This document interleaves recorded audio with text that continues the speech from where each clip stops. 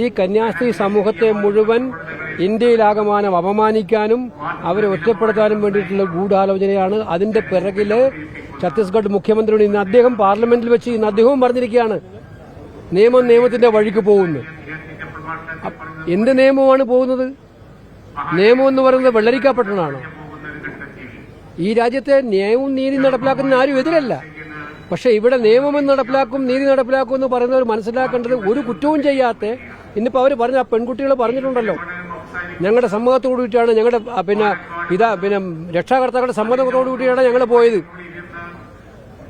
അവരെ ഭീഷണിപ്പെടുത്തി പറഞ്ഞു, നിങ്ങളുടെ സമ്മതമില്ലാന്നൊരു കുട്ടിയെ ഭീഷണിപ്പെടുത്തി പറഞ്ഞു എന്ന് ആ കുട്ടിയെ നിന്ന് പറഞ്ഞു.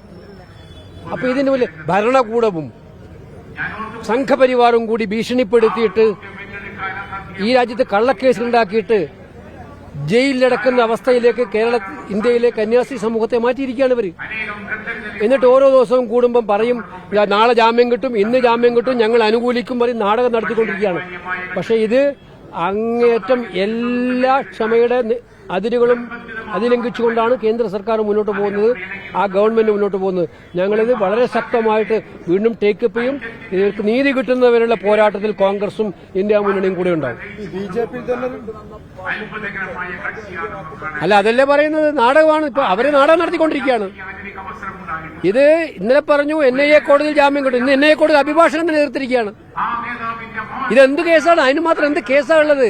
ആ കുട്ടികൾ പറഞ്ഞു ഞങ്ങളുടെ അനുവാദത്തോടെയാണ് പോയതെന്ന്, രക്ഷകർത്താക്കളുടെ അനുവാദത്തോടെ കൂടിയാണ് പോയതെന്ന് അവർ പറയുന്നു. ഇത് ഈ പച്ചയായ യാഥാർത്ഥ്യം അവരുടെ മുന്നിലുണ്ട്.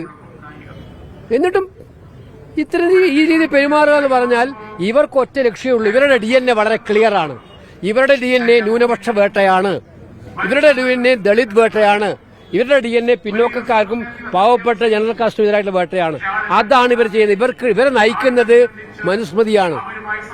അതാണ് നടക്കുന്നത്. അതിന്റെ ഭാഗമായിട്ടാണ് സംഘപരിവാറിന്റെ ഡിസൈനാണ്, അജണ്ടയാണിത്. അത് എല്ലാവരും ഇന്നൊരാളെ പിടിക്കും, നാളെ വേറൊരാളെ പിടിക്കും, ഇത് എല്ലാവരിലേക്കും വരാൻ നോക്കുകയാണ്.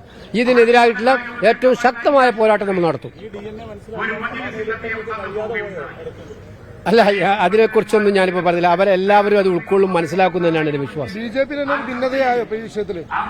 അല്ല, ഭിന്നതയില്ല. അല്ല, അവർ അവരല്ലേ പറഞ്ഞത് ജാമ്യം കിട്ടാൻ പോവാണ്.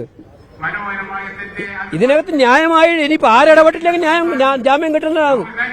കാരണം അതിന് മാത്രമുള്ള കേസില്ല ഇതിനകത്ത്. ഈ കേസില്ലാതെ വ്യക്തമല്ലേ, ഇല്ലാത്ത കേസ് കെട്ടിച്ചമച്ചതാണ്. പിന്നെന്തിനാ ജാമ്യം കിട്ടുന്നതിന് മടി ഉണ്ടാവേണ്ടത്, വിഷമമുണ്ടാവേണ്ട കാര്യം?